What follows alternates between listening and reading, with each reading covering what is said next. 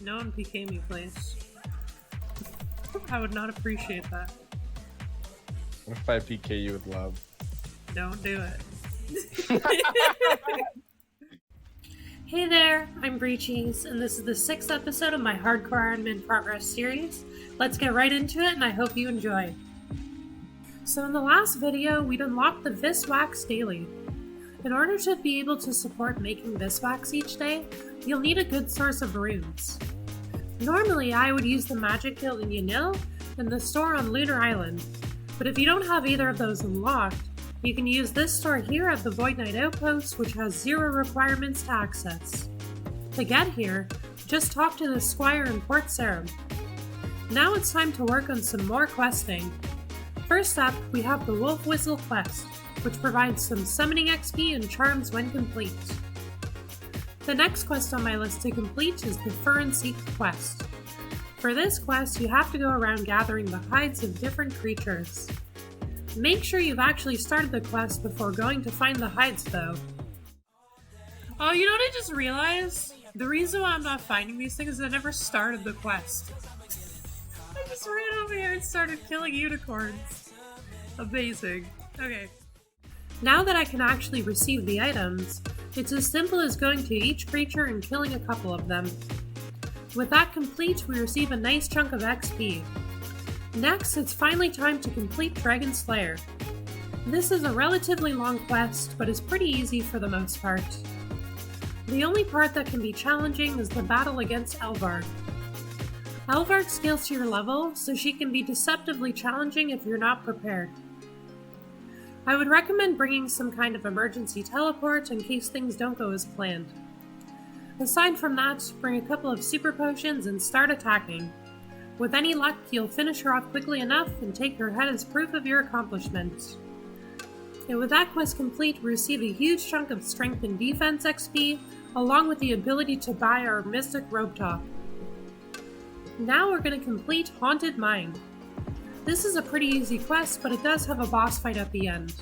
The fight isn't too scary, but the boss can hit hard at times, so make sure you're eating up if you need to. This boss attacks you through things in the environment, so try to stay away from them if possible. After finishing off the boss and completing the rest of the quest, we gain a huge amount of strength XP.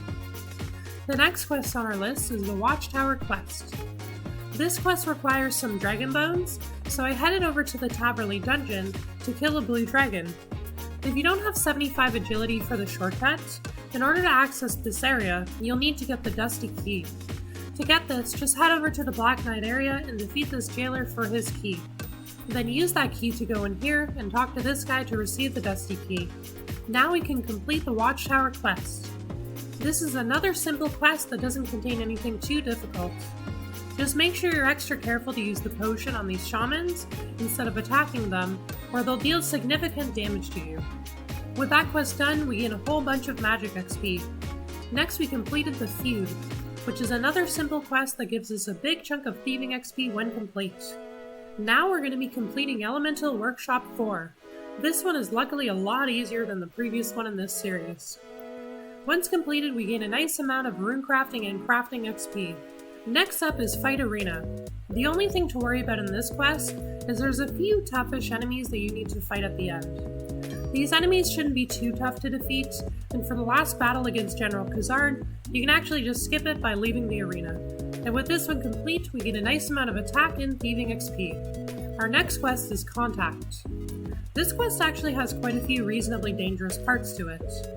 You'll need to traverse this dungeon that's filled with traps several times throughout the quest. On some of these traps, if you fail, you can be dropped down to a lower level, where you'll take a big hit from falling, and then also be surrounded by many aggressive enemies. Definitely make sure you have an emergency teleport ready, just in case you fall down. Near the end of the quest, you'll battle this giant scarab. It has pretty high defense, so it can be hard to hit. It'll also spawn some minions who can extinguish your light source, so if that happens, make sure to relight it. And with this quest complete, we get a nice bit of thieving and combat XP. We're now also able to get our next quest dice for a bit of extra gold. Next to complete is What Lies Below. For part of this quest, you need to access the Chaos Altar. I didn't have any Chaos Talismans, and didn't have any good ways of getting one yet either, so using the Abyss was our best option. To use the Abyss, we needed to complete the Abyss mini-quest. This quest involves you having to go a little bit into the wilderness to speak with the guy who teleports you to the Abyss.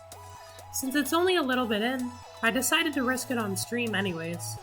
And with that done, we can continue on to what lies below. This is a pretty easy quest, with the only scary thing being the short trip to the wilderness we make. No one PK me, please. I would not appreciate that. What if I PK you with love? Don't do it. With this one complete, we gain some rune crafting and defense XP. Next up to complete is Rune Mechanics. To complete this quest, you'll need to craft some steam runes. To do this, I thought I needed to go get the talismans for making the steam runes, but later found out that you actually just get them during the quest. This character in this quest literally gives me the fire talisman to use. Oh my god. So I would have just killed those guys for literally no reason. Oh my god.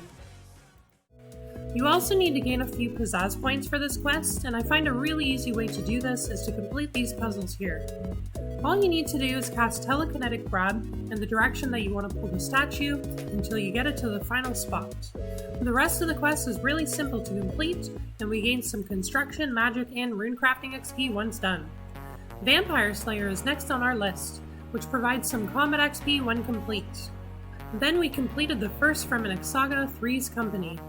These sagas are things that you'll unlock while doing dungeoneering, and provide some XP and tokens when complete. Next up is Rat Catchers.